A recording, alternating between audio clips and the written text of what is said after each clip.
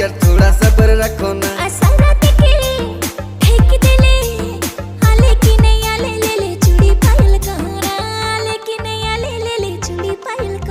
हर तोर प्यार में डूबल डूबल रहो ना, सुबह शाम तो के याद करो ना।